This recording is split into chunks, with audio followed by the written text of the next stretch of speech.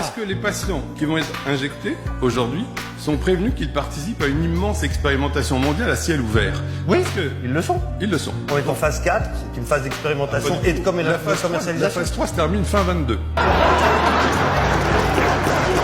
C'est-à-dire qu'en fait, toutes les personnes qu'on injecte, à qui on n'explique pas qu'ils sont en train de participer à une expérimentation, toutes ces personnes, on le fait en violation des protocoles. Alors de Nuremberg, ça fait longtemps qu'on n'a plus rien à foutre, mais en plus du protocole de Oviedo, que la France a signé, je crois, en 2012 et la Suisse en 2008. Suisse Medic a autorisé la mise sur le marché des 2 vaccins sur la base du cycle complet de la phase 1, phase 2, phase 3, phase 4.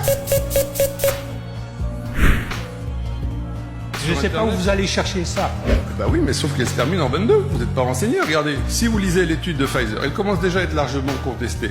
Parce que pour l'instant, les décisions de prise sur le marché qu'on peut prendre sont exclusivement avec les données fournies par Pfizer. Point à la ligne. C'est-à-dire que c'est le commerçant seul qui nous donne ce qu'il veut nous laisser voir. Alors vous avez raison dans une certaine manière parce que c'est une autorisation d'urgence. Et c'est ce qui fait qu'il y a une autorisation d'utilisation déjà avant la fin de l'étude. On reste donc dans un processus purement expérimental illégal, c'est juste. On nous présente le vaccin comme le Messie. Je veux dire, excusez-moi de vous dire que, aux meilleures nouvelles, si on en croit le laboratoire Pfizer, le vaccin ne servira qu'à peut-être limiter les formes graves. Or, quand on attrape le corona, eh bien, la létalité, aux dernières nouvelles, est de 0,5%. Vous avez 1,5% de chance d'en mourir.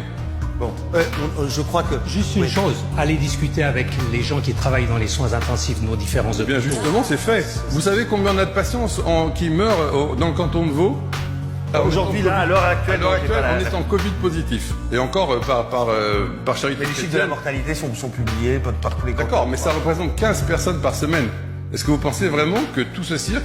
À l'époque où on avait la peste de Justinien, on avait 30% de mortalité. C'est autre chose. Là, je ne conteste pas. Mais pour reprendre l'exemple de monsieur, en fait, il semblerait plutôt qu'il y avait un moustique dans la chambre à coucher qu'on a foutu le feu à la maison. Enfin bref, Internet a une mémoire. Si vous avez oublié, nous, on classe tout.